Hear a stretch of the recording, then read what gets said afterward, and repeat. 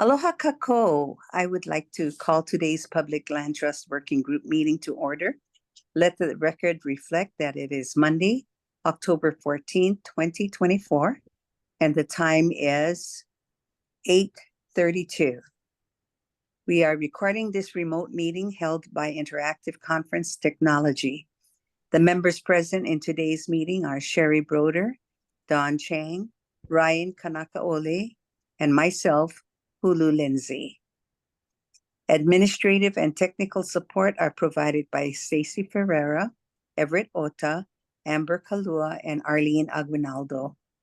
First on our agenda is approval of meeting summary, August 12, 2024. Amber, is anyone signed up to speak on this item? No, there is not, and Berkeley Galataria is also joining us on the meeting. Okay, welcome, trustee. Can I get a motion to approve the meeting summary for August 12, 2024? So moved. Who is that? That was me. Okay. Right. Oh, Okay, it was moved and seconded, moved by Brickwood, seconded by Ryan. Yep. Any discussion? Roll call, Amber. Sherry Broder, Aye. Don Chang, Aye. Berkeley Galataria, aye. Ryan Kamakaole, Aye. Hulu Lindsay, Aye. Luis Salaveria. Aye. We have 6 yes votes. Motion Mahalo. passes. Thank you. Moving on to item 3, draft interim report to legislature. Number 1, review joint PLT WG draft interim report to legislature. Shall we start there, Sherry? Okay, I did a draft as we discussed at the last meeting and sent it to Ryan. And then Ryan made changes to my draft and deleted some of the things that I put in relating specifically to OHA's claims that OHA's been making for basically decades, and some of the more recent ones based on the N&K report. Then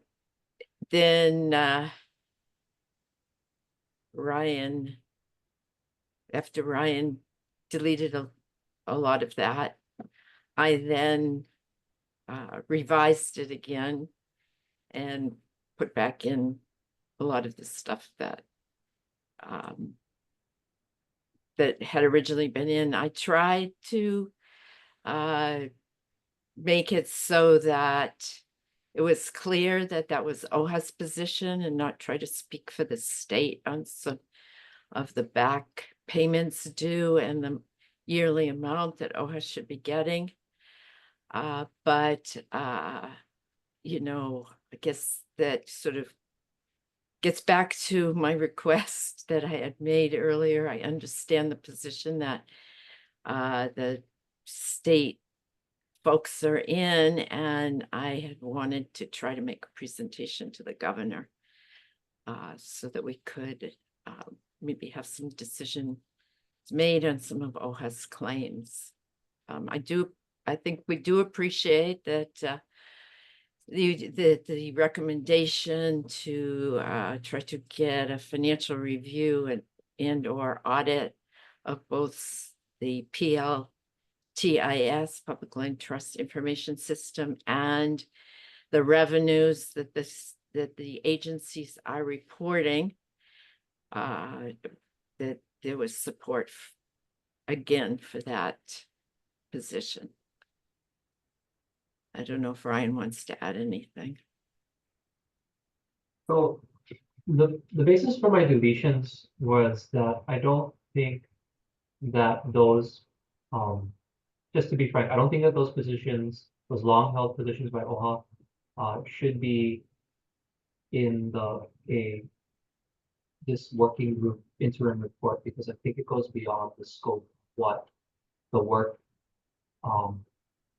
that is required under the act, calls for. And for me, on the executive side of things, I don't think I'm in a position to be the one to, and I know that Sherry, you went at great lengths to say that these are all positions. But the fact of the matter is that this interim report is a shared report by a joint working group.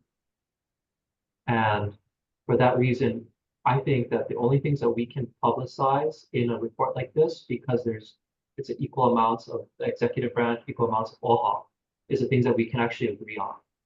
And so that's why I made the deletions. I know that Dawn has her hand up. She probably has more eloquent things to say than me, but that's where I'm coming from. Okay. Chair, if I may, Yes. I just want to be really clear that these are not just Ryan's comments. These do reflect the state working group. I do believe it reflects both Lewis's and mine. So I don't want to just have, I think what Ryan has said is accurate. I think we looked at what is the intention of Act 226. It identifies 3 specific tasks that the working group is assigned to do. And I do believe that to the best of our abilities, to submit a joint report. If not, those things that we agree on, maybe that's what we go forward with. But perhaps we agreed to disagree, and we submit 2 reports. Because we have had a preliminary meeting with the governor. We did not get into the details of the draft report, but I think even, and Lewis and Ryan can correct me if I'm wrong. I mean, I think some of these things that OHA is asking for is beyond administrative. It is legislative. And I think that that's the intention of this, is to identify what is within the kuleana of the legislature versus what is within the kuleana of the administration, which is really to make the accounting and the reporting. Now, if there wants to be changes, we can, that's for the legislature to do. But my primary comment was that I want to be clear that this is not just Ryan. It does reflect the state's position. Thank you. So what in this draft report is OHA's position?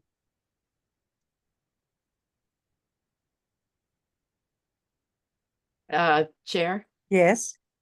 I think in the draft report, OHA's positions have been described as, this is OHA's opinion, or OHA has advocated for, OHA has presented.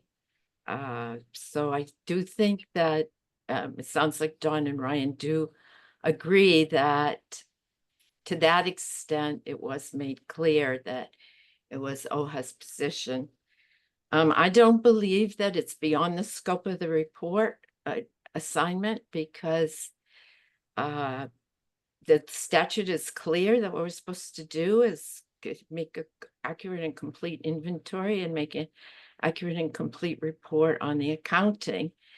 And I think that a lot of progress was made by OHA in terms of developing its position over the decades, and that the time,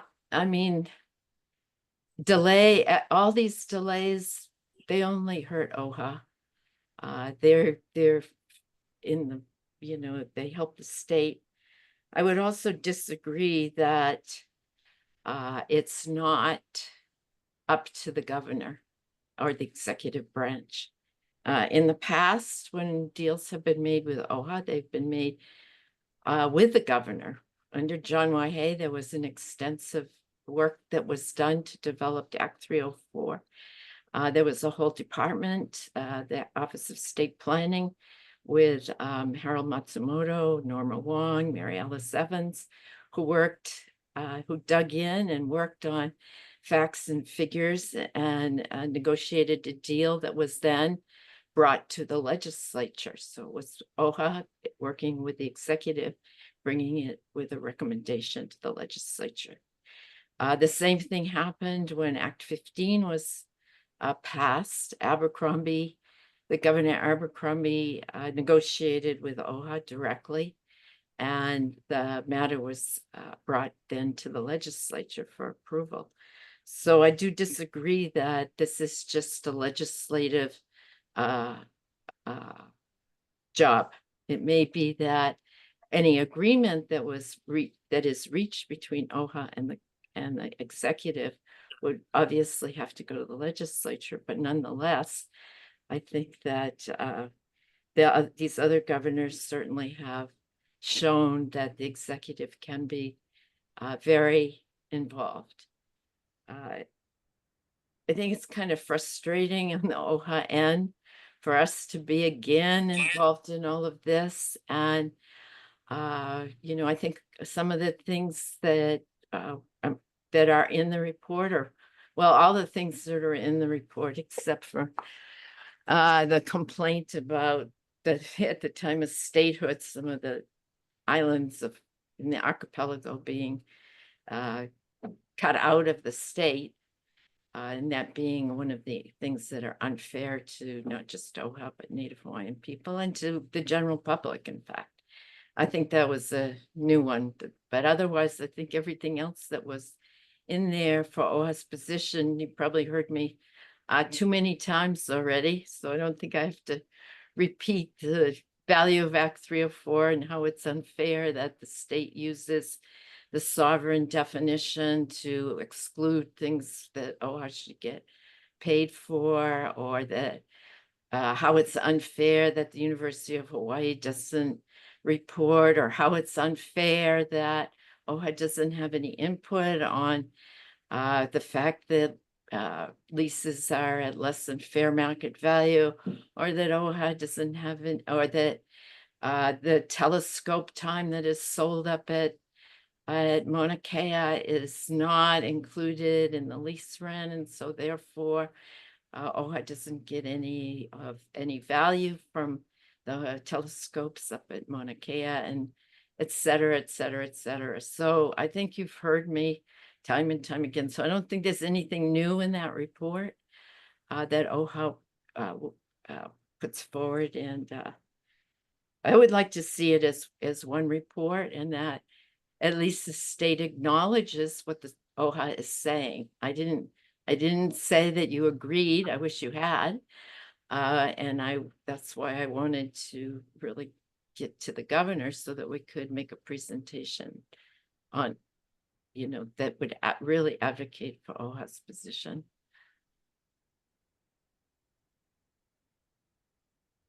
If I may, Chair Chang? Oh. Oh, go ahead. just to be specific about the areas of the report that we find to be OHA's positions, those are articulated as part of G through H. Can we have Amber put it up so then you can, Yeah. then we can make sure we know what you're talking about, Ryan. Yeah, it's basically like the last three pages. Yeah. Okay. And no, Sherry, you're right. These are not new things.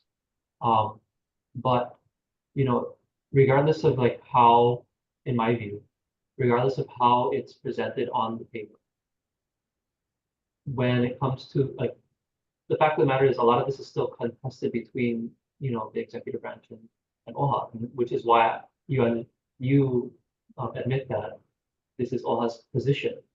But it's, on the other hand, what's not being said is that's not the state's position or the executive branch's position. And so if we, as the executive branch side, sign off on this, it may come off as like some kind of endorsement of the position, which I don't think I have the authority or should be even making at this point. Particularly because of the fact that this report is an interim report and not a final report.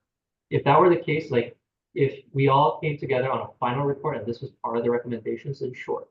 But in my mind, interim report is a status and an ask to go towards like the actual end result of fulfilling the objectives of the act, which we're not even there yet. That's why we're doing interim report.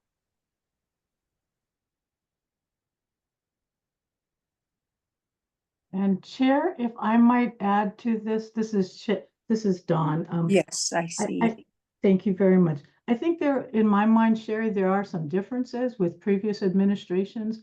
I mean, what I've come to realize in our discussions over the last, oh my goodness, it probably is 18 months, that there's not a fundamental agreement between OHA and the state on items A and B. Account of all ceded lands in the public trust. OHA doesn't agree that the state's PLTIS is an accurate inventory, and you were asking us, and I think, you know, you've asked to either do an audit or to do a new inventory. So one, I don't think we fundamentally agree. Two, I don't think there's a fundamental agreement on the account of all income and proceeds from the public lands trust. In my mind, how the definition of what's considered revenue and income and proceeds, that's a legislative, and I think that's where we see guidance from the legislature. And then I guess finally, in my view, there are new arguments by OHA. You know, you guys are much more MAA than I am, but I know that OHA has, and I believe it's in the subpart G, the issue about when land division, when DLNR gets gratis, so we get less than fair market value. Those to me are not, those are management. Those are within the realm of the agency's authority to manage public lands. I believe that we all agree that OHA is entitled to the revenues from the proceeds and incomes, but how we manage those lands, I think those are within our statutory and constitutional obligations, which in my view are beyond the purview of this Act 226 and what OHA's position is. So I think in my mind, there was a difference in OHA's new positions on issues related to how income is generated. And that I think is beyond and something that we don't agree. I know DLNR, we don't agree. So I think that there is a little difference, but I think either we agree that the inventory, that the account for ceded lands is accurate, or we don't agree. And then we get legislation to help finance an accurate inventory. And two, we either agree or disagree that the account of our incomes and proceeds, that the definitions are clear. And then we can talk about how much is entitled. But I did not feel over the 18 months that we have an agreement on those two fundamental, and I get it, Sherry. Of all people, I know how frustrated you must be, given you probably have the longest institutional experience with this than any of us that are here. But I think the fundamental issues in my mind have not been totally, we are not in agreement, or it's not been resolved. Thank you. I tend to agree with you, Chair Chang, because, you know, I've been to the legislature several times, and they don't believe that we have a fair inventory either. And they keep telling me, show me an inventory that we can all agree on, then we can talk story. And that's why when we first started this committee, that was one of the first subjects we discussed, the inventory. And you kept insisting that you feel that it is complete. And we've been saying that, well, we don't think it's quite complete. So maybe we have that difference right there. And perhaps we should ask, as we were going to ask in the last session, and we backed down so that you could get your $900,000 to correct your, you know, your system as far as I guess the way it's run, and not its content. But yeah, I think we should ask for monies for this inventory for once and for all. Yeah. And get somebody to say this is complete. Yeah. And I think, Chair, we would agree. I mean, I think the state could agree. That's something that we could agree on, and even asking the ledge to do some definitions. So I think that's something that we could agree on. And then these other issues in my mind will follow thereafter. I'm sorry, Brickwood. No, that's okay, Chair. I'm Johnny come lately to this dance, but I also was on the dance floor on the other side when I was in the Senate. It's like watching grass grow.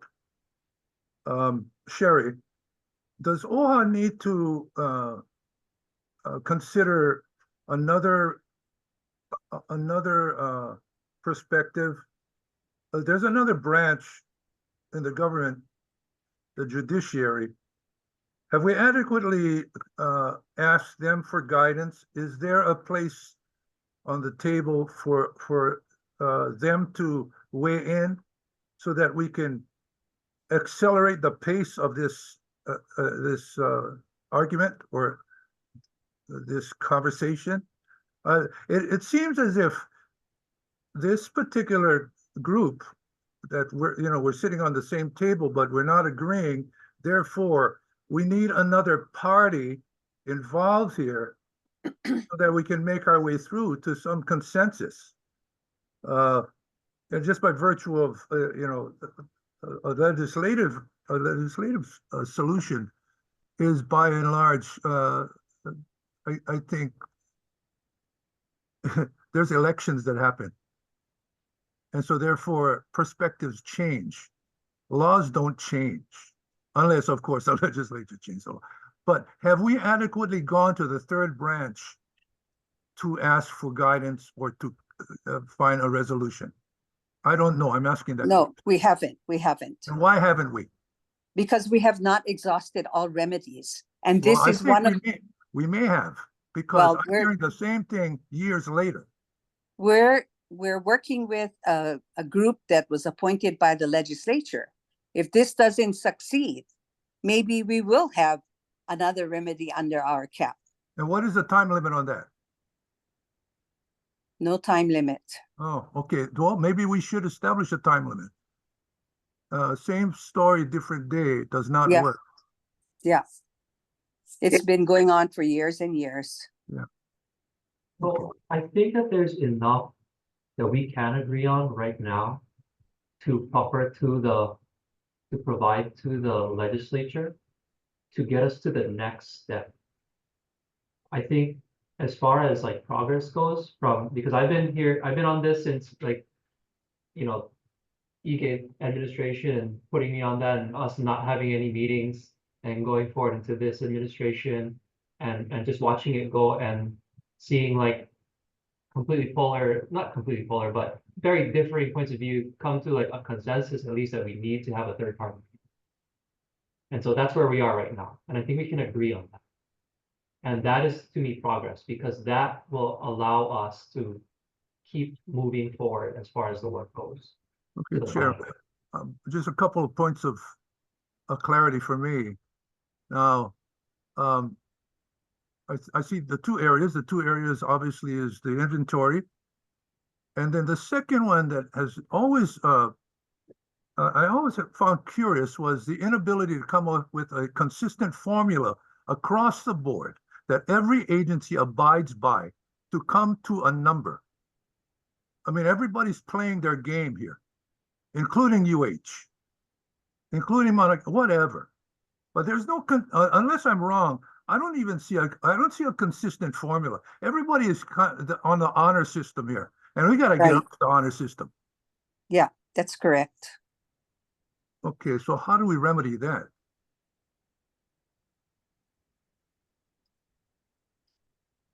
I think either the governor or the legislature has to figure out a formula. The departments come under the governor. If he doesn't do it, then the legislature has to order the administration to do it. But there is so much inconsistency between the departments that they have to come to some kind of consistency. I see some hands up. Sure. I can agree. I on cannot see the that. hands, Chair, so may I? This is sure, Stacy. sure. Mahalo. I wanted to go back to Trustee Galuteria's question around what kind of guidance have we sought previously. So we are now upon the next budget cycle. So it's been a whole year, and I'd like to make the same request to Louis and to Chair Chang to again share with the governor that we need to exert some political will on the side of the executive branch to put the the inventory request into the executive branch budget. So if that could come under budget and finance, that would be great, as we also put it into this report, this interim report. It's going to have to come in as a bill with appropriations through this working group, but it can also come in from budget and finance as a request from the executive branch. And I think that would go a long way to show that the executive branch also wants to rectify and reconcile this once and for all. Let's do both routes. We have both of those options in front of us. Last year, I don't know what happened. I think there was supposed to be a conversation with Lewis, Chair Chang, and the governor. I don't think it happened, but you folks can remind us what the result of that was. But it's before us again. We only get one bite at the apple every year. And I think now is the time to do both. Do it through this interim report with a bill with appropriations, and through the executive branch request through budget and finance. Mahalo. Chair Lindsay, this is Dawn. I Yes. wanted to make two comments. One, to Brickwood, mahalo for your question about the judiciary. Now, it's my understanding, and Sherry can correct me if I'm wrong, I believe the Supreme Court has weighed in. I want to say Yamashiro. Is it Yamashiro? Yamamoto? Yamashita. No, Yamashiro. That was 1982. Yeah. Dawn. But what Yamashita. I think, but what the Supreme Court said, it's a political question. So that's why so Brickwood, the inconsistency, you're right. And the DLNR does not audit, it's self-reporting. But if you read the reports from DOE, HCDA, UH, they distinguish, because they look at the Constitution as 5F. There's 5 purposes. So if they are fulfilling one of the 5 purposes, like DOE saying public education, therefore they're not reporting their 20%. They may be reporting, but they're not transferring their 20%, because they're saying that they are doing a public trust function. Similarly, UH is saying we're doing a public trust function by public education. Like HCDA that says we're doing a public trust by providing homes or housing. So I think that's how each of the departments, DOT, they report, but they don't transfer revenue because they have federal statutes that trump. But I think that you're right, that in my mind, the question is more should be presented to the department, should be presented to the legislature. They have to say, okay, notwithstanding what 5F says, or here, these are guidance. This is how we're going to define proceeds and income. Everybody, you got to report it. Even if you don't give revenue, you got to report it. And then the legislature can subsequently say, you know what, OHA should be given more money because, for whatever reason. But again, in my mind, I think, and Stacy, mahalo I think last year we did agree that DLNR had a hard time saying, we're going to support this additional OHA request when we were going to the ledge with our 900,000. So, and I appreciate that. I think everybody else recognized the same thing. And maybe this is the year, your thought, I think that's something we should think about, a recommendation to the administration to include that as part of the executives. It's a joint request from both OHA and the executive branch. I don't think I'm adverse to that. That may not be my call to make, but I think those of us on the state representatives, that's something that we can bring back to the governor, because in my mind, that's constructive, and that will get us closer to answering and providing this long-term guidance so that we don't come here every couple of years trying to address this. So thank you for that, for providing me the time to make that comment. And I just want to add on to Chair Chang's comment. So mahalo for the kako on that recommendation. And because I will tell you, coming from Ways and Means, they do look, that the chairs do look at what is the governor asking for. So they're obviously, when it comes through community, it's taken into consideration, but what the governor is asking in his budget goes a long way. And so if it can come through the administrative route as well, I think that would be really an amazing first step at trying to reconcile this issue. Mahalo. Chair? Chair, you're muted. You're muted, Chair.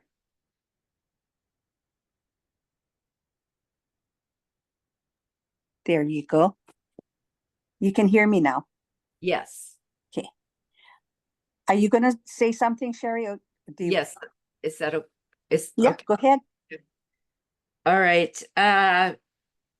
OHA has never wanted any new definitions from the legislature. I don't think that that's the problem at all.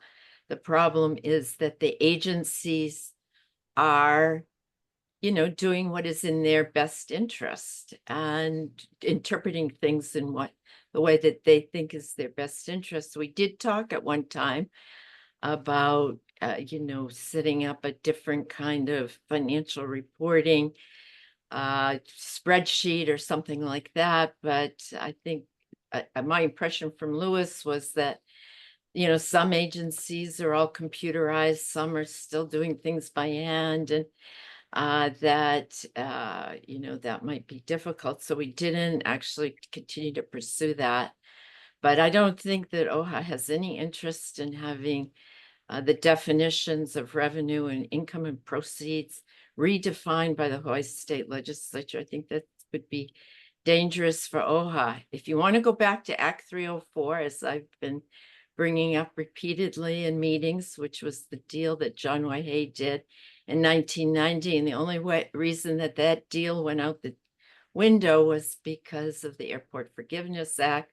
But I've given you the exhibit, you know, and I attached it to this report today, Exhibit A, which shows all the different ways that the state has made up airport revenue in the past, and that should be paid to OHA on a yearly basis, since the state changed the law after Judge Healy's decision to not allow interest on the amounts that are owed to OHA, even though Judge Healy had ruled that OHA was entitled to it.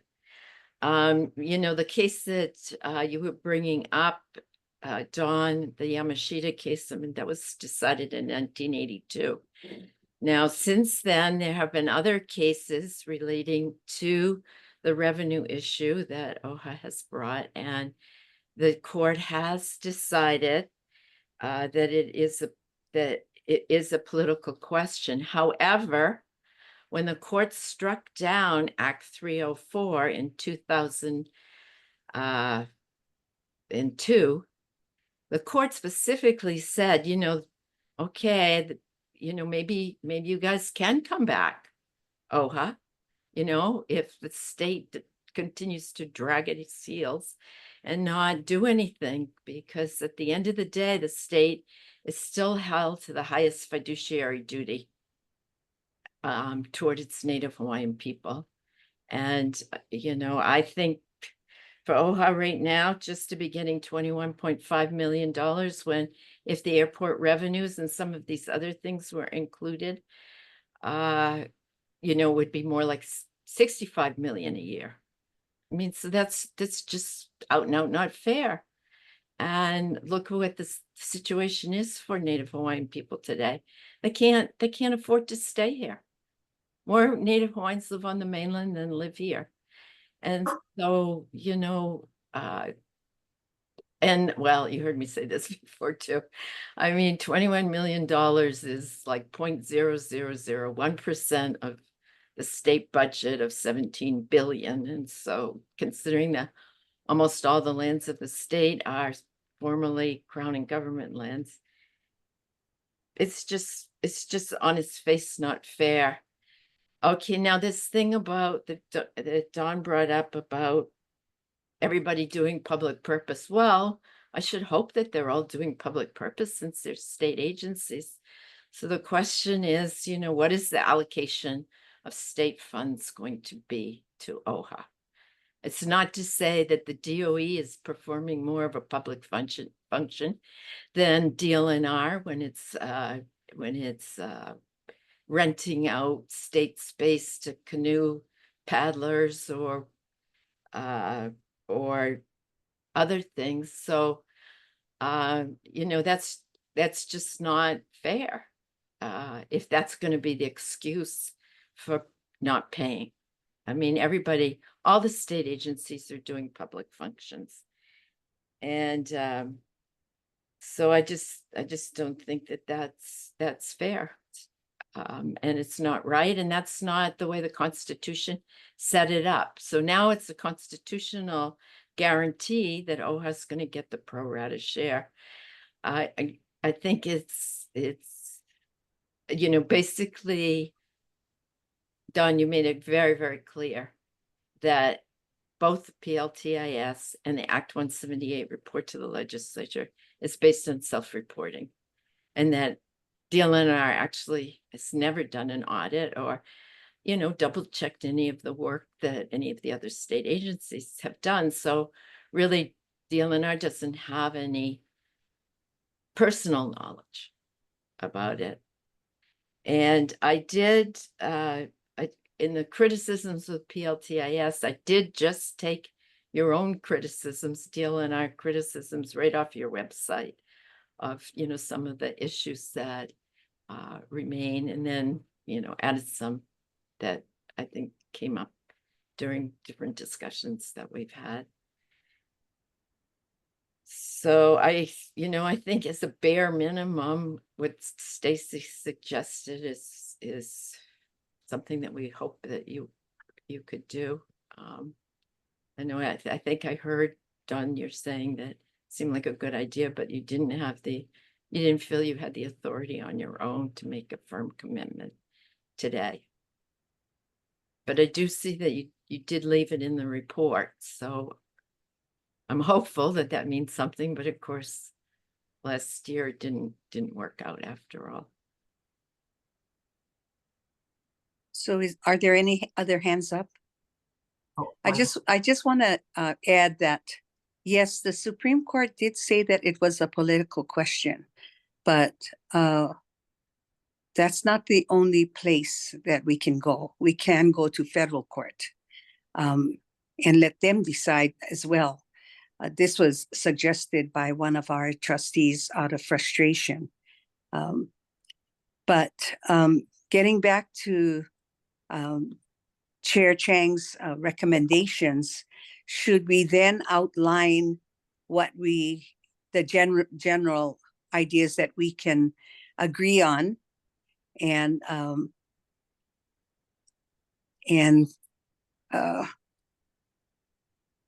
go accordingly? Should OHA submit a separate report then? That's what you're suggesting? I just What? feel like there's no point in not making our point. You know, I the point, you know, there's just no point. I think people should know where, you know, that Yeah. this should be clear where OHA stands. How are Should you we gonna move should we anything have, forward? Sherry, should we have one report on what we agree on, like the inventory in the next session? We agree on that. Yeah, and and then an audit of the inventory and an audit of the revenue reporting. yes, and maybe have that two general, that's plenty work right there. And then we each do our individual reports and submit it as addendums. What do you think about that? So Ryan's hand is up. Ryan? I think well, at least for my position from the state side, I don't think we need to add an addendum, because there are things that we agree on that were in the report that Sherry did that, you know, I sent over to Sherry. And Sherry, you know, we worked together because I had my own draft and she incorporated our things. It's just the additional things that we viewed as like OHA's position, and you know, Sherry articulated that it was OHA's position on those areas. But as far as like an addendum to it, I don't, as far as the state goes, I think that we can stand on agreed upon portion of the report as presented to us. Thank you, Ryan. Well, I agree with Ryan in that what he's saying is true, but I think we also, the state is not the one in need. OHA is the one in need. So we need to give our side of the story. the side that was eliminated, those 3 huge paragraphs at the end of the report. I think that whoever reads it, it's important for them to know our position. If the state needed something of equal value from this entire PLTWG, then I can see them having an addendum. They don't have one because they're standing in defense. But we're trying to get what we've been trying to get for the last 30 years, and we're frustrated. So we should have an opportunity to give our side of the story. And on top of that, Chair, Yes, who are we presenting it to? the I mean, legislature.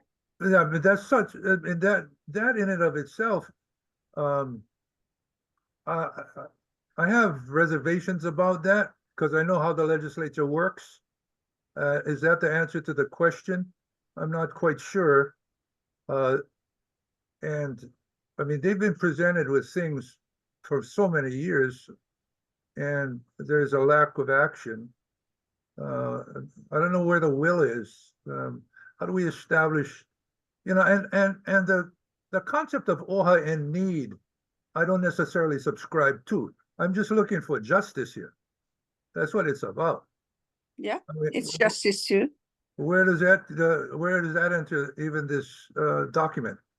I'm not quite sure, but I mean, I'm not getting paid by the syllable, you know, you guys. So I don't need to say this except again and again and again. And so I'm just trying to find some kind of resolution. If otherwise, it's not going anywhere.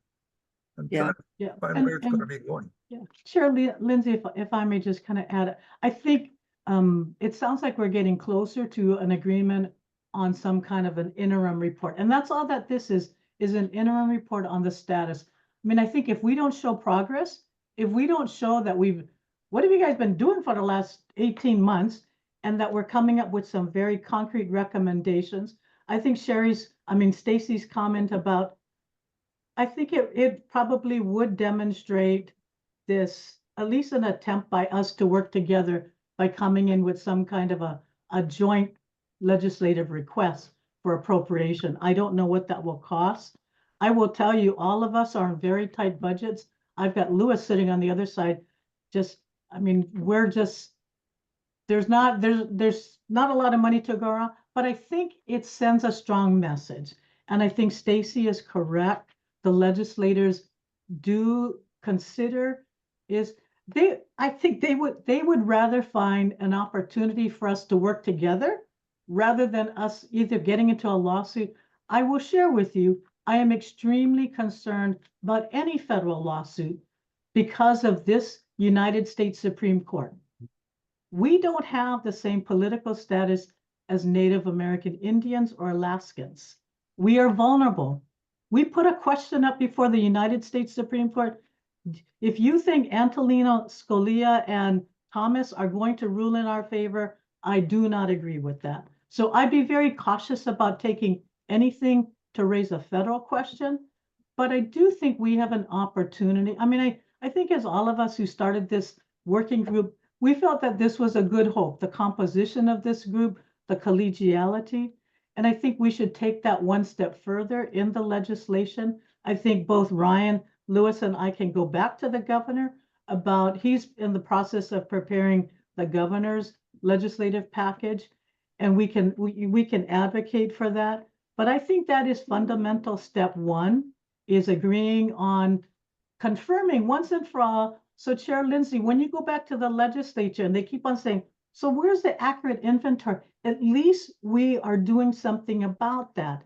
Now, neither of us may like the result after the audit or the inventory. It's either going to say it's accurate or it's not accurate, or you guys still got to do something. But I think we all agree that until we have an independent third party look at that, we're going to constantly be raising this question. I think we got to put it to bed once and for all, whether we like the outcome or not. I think I understand Sherry's question about not wanting to reopen the definition of proceeds or any of the definitions.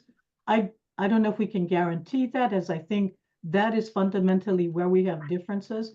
I don't have any objections if you guys want to submit an addendum. I think where we can agree on, again, for me, it is the more we can show collaboration, cooperation, and moving towards some kind of a permanent solution. Like Brickwood said, isn't there a formula we can just put in all these numbers and shoots out 20%?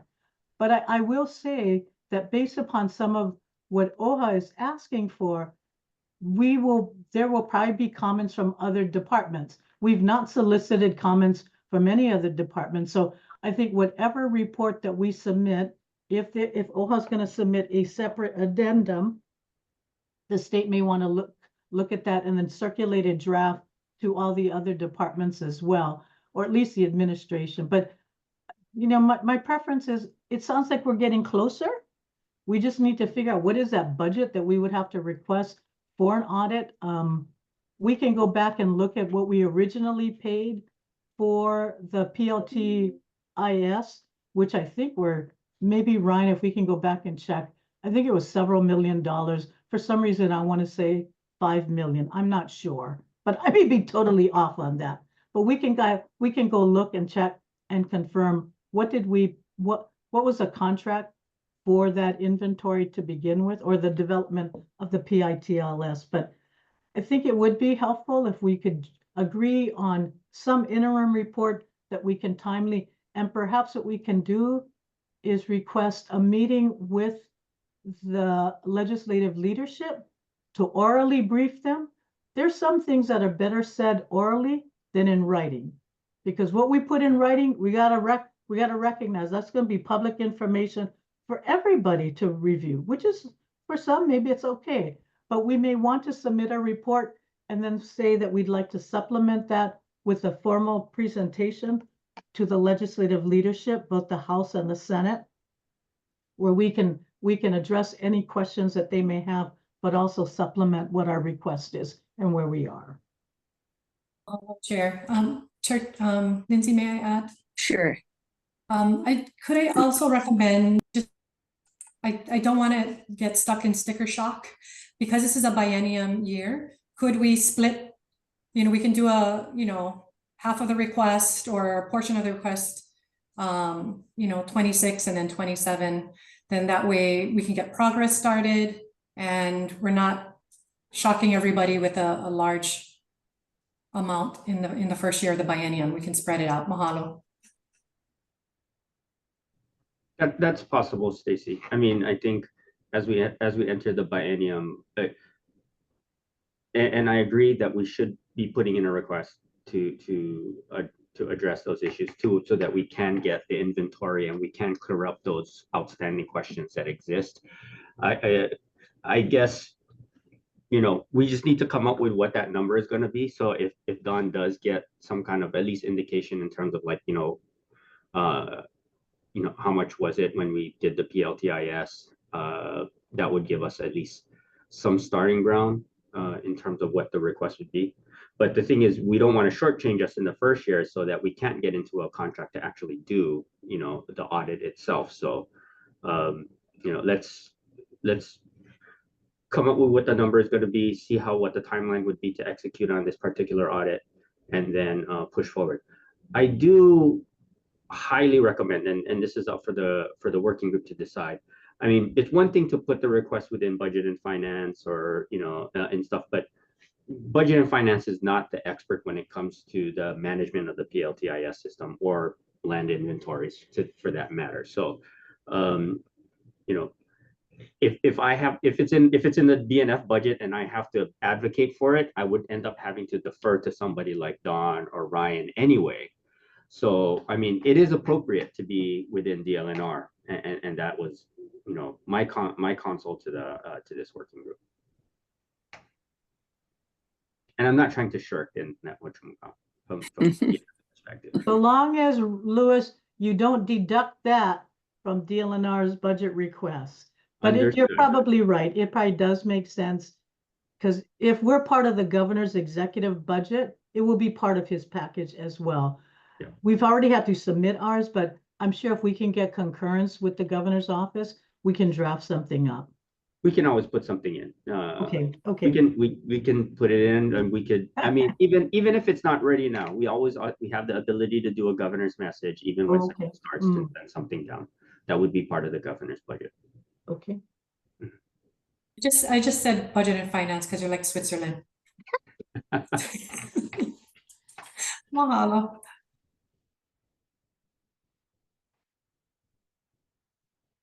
So do we scrap the report and rewrite it to include these two big items?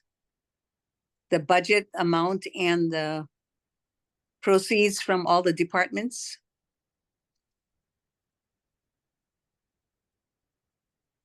Ryan and Sherry, you guys have been taking the lead. I mean, it sounds like, I'd like to say maybe 80% of it is what we agree on. It's that last section that we don't agree on. And maybe the recommendation at the end of the interim report can be, we request the following recommendations, being supporting DLNR's budget requests for so much for an audit of the PLT, the inventory, and then 2, if proposed definitions. I don't know, but I think the inventory is key to moving forward. And without that, we cannot even begin to talk about, account and income. But I think that that may be something that we're talking orally to the legislators, how we define that, what are we including in that. But I do believe the fundamental starting point to allay as many people naysayers is to do an audit of or either an independent inventory or an audit of the PLTIS, what we have, because that's what we're primarily relying on, that system. Sherry? Well, I think that's supporting that concept of hiring third-party independent auditors or reviewers to review the PLTIS and the revenue reporting. I think we did agree on that, and that is in the report. And I think the dollar amount is something that has kind of been up for discussion today. And, I think if we get the number, a better number from you, Dawn, as to what and Louis, as to what it really might cost to do this. I would suggest that the inventory audit would really be very extensive, because we have so many parcels of land in the PLTIS. So I just pulled a number out of the air, so don't rely on my number, because it's just not based on I think the kind of information that you folks might have to do it. I think your number that you mentioned today, Dawn, of 5 million sounds more realistic. So there's that. What should we do next? I agree with Ryan that we did have quite a bit of areas that we agreed upon, and it was primarily the end portion that we didn't agree on. So I don't know if Ryan and I should work on a supposed agreed upon draft to be circulated, or we should do it right now.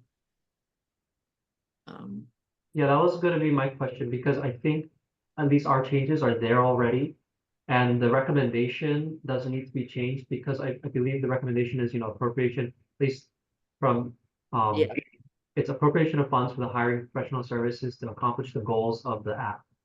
And that's broad enough where, beyond the multiple avenues that they're going to track on, whether it be like through suggested legislation outside of the appropriation or the executive budget process, and then the budget process as well, those multiple tracks, it still follows that recommendation.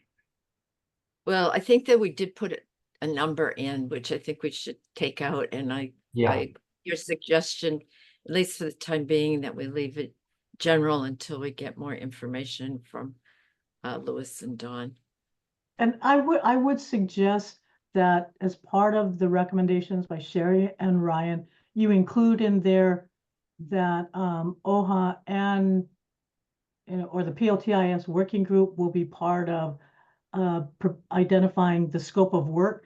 Because I think a lot of the work, like Sherry, the question about the 50%, when it's 50% seated, non-seated. So I think identifying specific kinds of issues may be very helpful but also saying that, because otherwise DLNR, when we procure. So if we specifically say in our recommendations that it shall be the PLT working group shall prepare the scope of work for the procurement of this third-party assessment, that may be very helpful in the legislation. Again, that shows collaboration and cooperation, because in the absence of that, we will follow our procurement process, which, like the one last year, it didn't necessarily lend to input. So I would just add that as you guys are drafting that language. If I can add too, because I'm also thinking ahead in terms of like legislation versus budget. A budget ask is pretty simple, right? It's a request, dollar amount, department, everything. An actual bill will likely have to go through the referral process. And it does open up other avenues for other things to get stuck into the bill too as well. So I think it's just something that we need to be cognizantly aware of when we make the decision on what the vehicle will be. And what It can be both though, right? You can do both. Yeah, you can do both. You can always do both. timing? Timing wise, Chair, again, we can, the budget ask, we would like to get it into the original submittal. So you figure that the budget is due to the legislature 30 days before the start of the legislative session, which is the third Wednesday of January. But again, like I said, there are governor's messages that can go down that can still add into the governor's budget. Bills, on the other hand, executive bills are due by state of the state. So that has a hard deadline. So as far as this possible bill and then procurement and contract, what kind of timing are we looking at for this whole thing to give us an answer? To actually execute on an audit, Chair? No, to ask the contractor how long they're going to take, Oh, because this can be 10 years. That's, I think, to Chair Chang's position is if the working group can come up with the scope, Yeah. right? At least Yeah. some kind of parameters and boundaries that we want to do. As with any audit, right? An auditor is going to, they're going to follow their generally accepted, auditing, processes and standards. But at the same time, we just want to make sure that we clearly identify the scope of what it is that we want them to accomplish.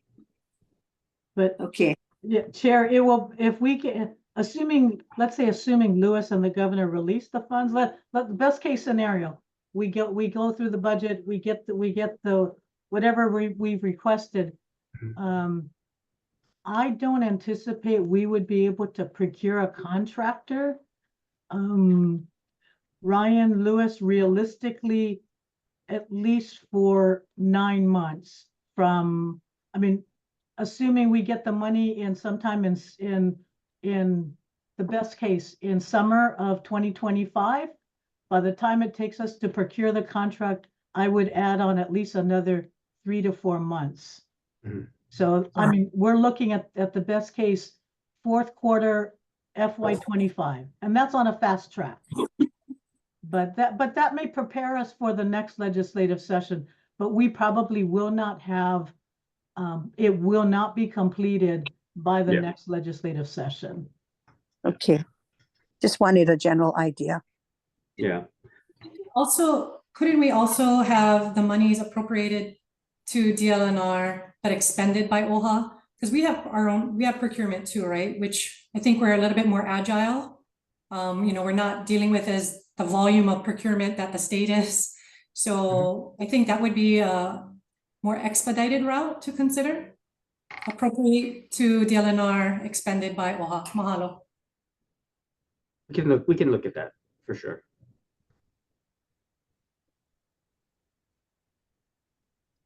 So Sherry, how do we proceed?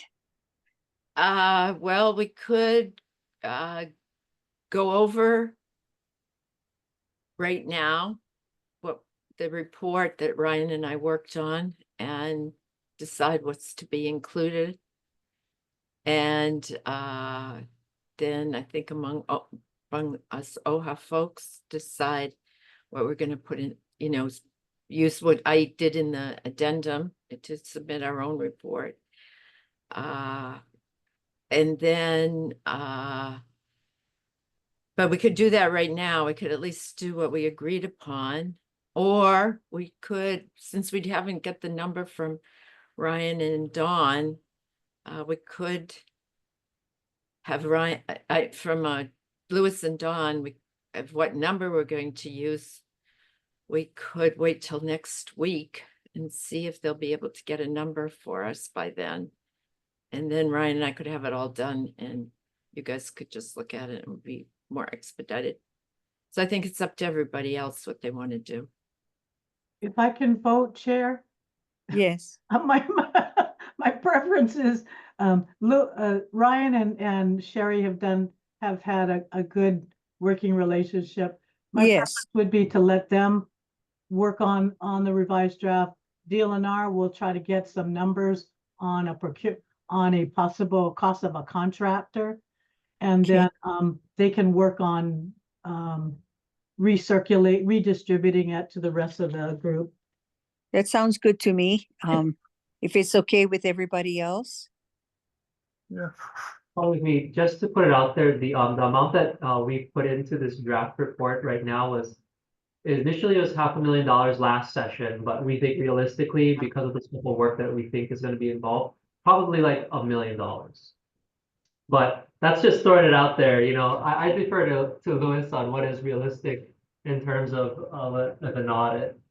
I was the one that came up with the $500,000 because I had a bigger number, but Stacy was trying to be realistic about what we could get past. But I think I just can't imagine it's only going to be $1 million, to be honest. I mean, if we're really talking about especially the PLTIS, especially the inventory, that's a big job to take a look at.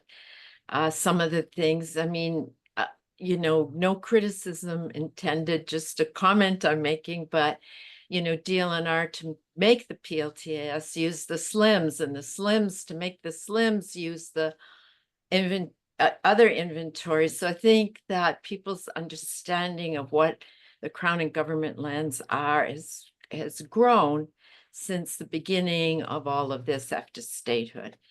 And so I think it's going to be, I just can't imagine. If $1 million is what's needed to just upgrade the technical system, how could it be that a real audit of the inventory of the ceded and government lands, of the Crown and government lands, is going to just cost $1 million? It's really not possible. And we are, and I don't want to conflate like audit, like financial audit versus like a title audit, right? A land audit can be very different than a financial audit. And so, when you have to look at, documents and all those types of things and do those, it can be costly. So, I mean, I would be completely making a wild guess in terms of what something like that would cost. But I mean, there are many different title companies in the state. I'm sure I could try to find somebody to, or maybe even DLNR, find somebody who's like, what does an effort like this cost? Yeah. So Okay. let's give them a couple weeks or so to get an estimate to you and Ryan, Sherry. And in the meantime, you and Ryan work on this final document to the legislature. Is that okay? Okay, and then are we going to meet again? And if so, when? Can can I make a suggestion if we try to meet before, before Thanksgiving? Because right after Thanksgiving, then things kick into high gear legislative wise. So schedules are going to get really, really, difficult. Amber, can you look at the calendar and pick up, let's say the week before Thanksgiving is what date now, Ryan? It's I the mean, last Thursday of November, so what is the 28th. date? The 28th. 28th.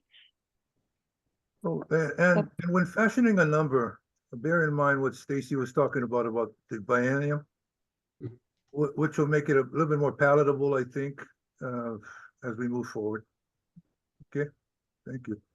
so how would you suggest we divided it up? Trustee Gualtieri, should we go 50-50 or 75% up front, 25% on the back end? Oh, gee. Yeah. And if I you, don't want to shortchange us where we don't have enough appropriation to actually contract. Right, Alright. thank you, I Liz. see. Okay. So We want what to make sure we have say, enough. Louis?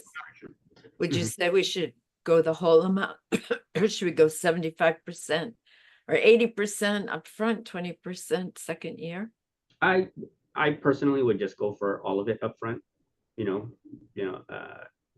That would be my suggestion, only because again, we don't want to shortchange ourselves and then all of a sudden, oh well, we don't have enough to contract this thing out. So, and it's gonna be a general fund appropriation, so we'll need the money we'll need to contract in the fiscal year that we want to do it. So we should have the full value of that contract in the year. Okay. And that would be my suggestion from DLNR as well. What we're finding is what we go out to bid on a contract is already, it's underbid by potential bidders. And if we have to go back out to get a supplemental budget to supplement the contract, then we're gonna add another year to the process. So Stacy's comment is really well taken. I would suspect this is going to take us 2 years at a minimum to do. So it may be, we get all the appropriations 1 year, but we represent to the LEDs that we won't be, we can give them additional interim reports, but I think it's going to take a little longer just by the fact that we won't be able to procure somebody at the best case scenario until the end of FY25 or at the end of December 2025. So, but yeah, that's been sort of our strategy too, is upfront as much as we can to ensure that we've got the contract funds to fully support. If not, we will end up going back to the ledge in a supplemental budget request. Double time. Yep. Okay. What about November 20th? That's on a Wednesday? Because after that, I'm kind of tight. I can do that in the afternoon. Yeah, Yeah, Don, we have a cabinet meeting in the morning, so might have to maybe, as well. yeah.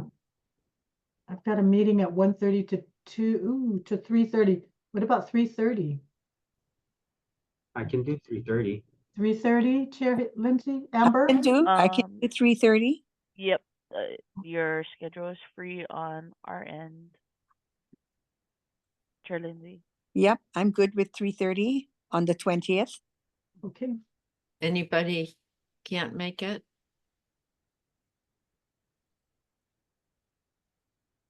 Okay.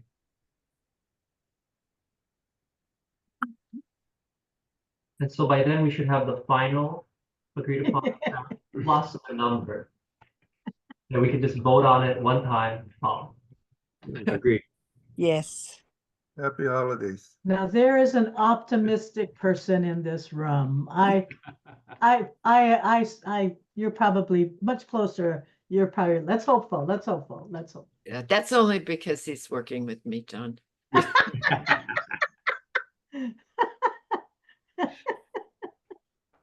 Better he than I'm me, with Ryan Sherry. and Sherry on this one.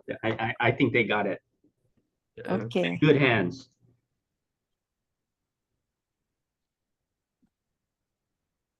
Okay, anything else then? We're leaving it in good hands. And I want to thank Ryan and Sherry for doing the heavy lifting. We come into these meetings and we make comments and we criticize or we support, but those two guys have been doing the heavy lifting, so I do want Yes, they to thank have. them for that. Absolutely. Yep, I It's really agree. quick. So last year, legislative session, we had the bill to make the request. Are we gonna just resurrect that bill and just put in the new numbers? From this PLT working group, the bill with No. appropriation? I think we're gonna attach that request to the report that Sherry and Ryan is gonna write up. That Right? would be good if we did that. But we Yeah, should take a look at the Amend bill again amended and legislation. maybe add or, just, we should just take a look at what the bill said again and yeah. So Sherry and Ryan will take a look at the bill and put it together with our report and request. Is that my understanding? Yes. I'm good, thank you. That's good. Okay. So that's the next bill, the next meeting is November 20th at 3:30. If there's nothing else, I'll entertain a motion to adjourn. so moved, Chair. Amber, roll call. For the record, there was no one signed up to speak on agenda item 3.